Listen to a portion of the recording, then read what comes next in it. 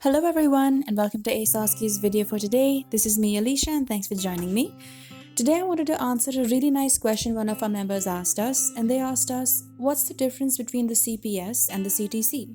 CPS standing for Compendium of Pharmaceutical Specialties and CTC standing for Compendium of Therapeutic Choices.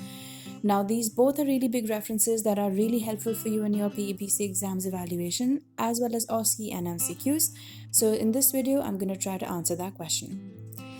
So CPS versus CTC, this is going to give you a little bit of an idea about what both these books contain. Most of us are already familiar with it, but a lot of the people who are just starting their journey, especially for their evaluating exam, may not really be clear about when to check what reference. Even when you do become a pharmacist, these are references that you will have access to and will be using on almost a daily basis. So let's get started with the video. I'll start with what the CPS looks like. So I've covered this in a previous video as well, but usually CPS, or the Compendium of Pharmaceutical Specialties, is like a Bible of all the drug monographs, right? So here, as you can see, I've opened up warfarin's monograph, so apowarfarin. On the left-hand side in the table of contents, you'll be able to see the action in pharmacology, the indications, the contraindications, warnings, precautions, adverse drug reactions, symptoms and treatment of overdose, dosage and administration, and supplied, so as in how does it come, as tablets, as capsules, or whatever. So when you look at this monograph, you see that mostly all the information about the drug itself, like the tablet, its action, what dose it is given in for different, conditions, that is what the CPS usually has. So all the information that a monograph has is what CPS will have. So if you ever get a question about what does the tablet look like, in case I want to see if it can be broken into half or not, this is the reference that you're going to have a look at.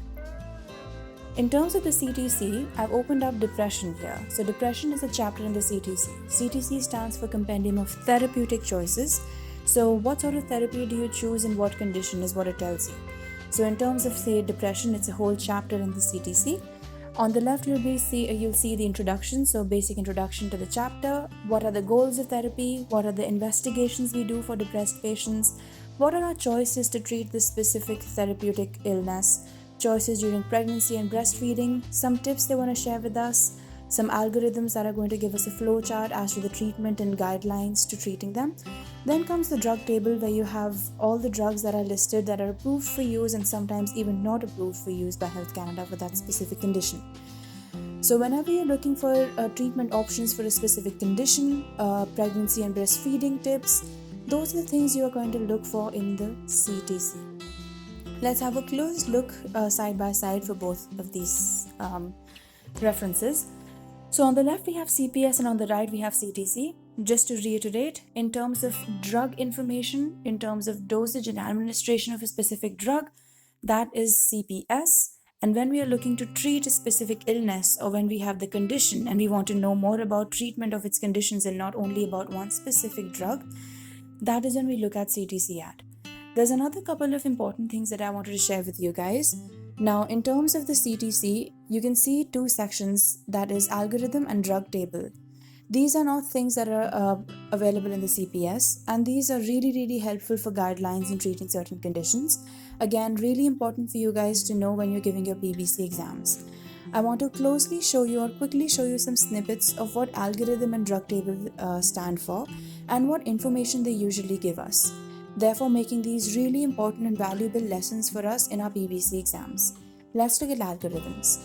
So in the algorithm section in the depression chapter, we see there's a flow chart that shows us when we start the treatment, how long we usually see if the treatment is working or not, and in case it's not working, what we do and as next steps. At the end, it also gives us a little bit of an idea as to what if the treatment works, how long the treatment should be maintained before it stops, if it should be stopped, and of course other information. So remember, algorithms are in the CTC. Another important topic is the drug table. So this is usually at the end of each chapter. So at the end of depression, at the end of schizophrenia, at the end of infectious diseases. After every chapter, you'll see a drug table of all the approved medications to treat that illness. A little bit about what that medication may cost in terms of the dollar signs. The dosage, so usual dosage or maintenance dosage. some adverse drug reactions, and some drug interactions that are important for you guys to know. Again, a lot of people were asking me if this is an important part. This is very, very important, guys. Make sure you know this and revise this again and again. I hope this video kind of helped you guys out to understand the difference between the CPS and the CTC. Let me know if you guys want more such videos where I can look it through other different references if I can and give you more information. I am helping OSCE aspirants for the next cycle seating. I think that's going to be in November, and I'm also doing some evaluating exam mini mock tests for the last moment. Again, if you guys don't have some slots, other slots that I have available, let me know. I can try to open some more for you, but definitely keep revising.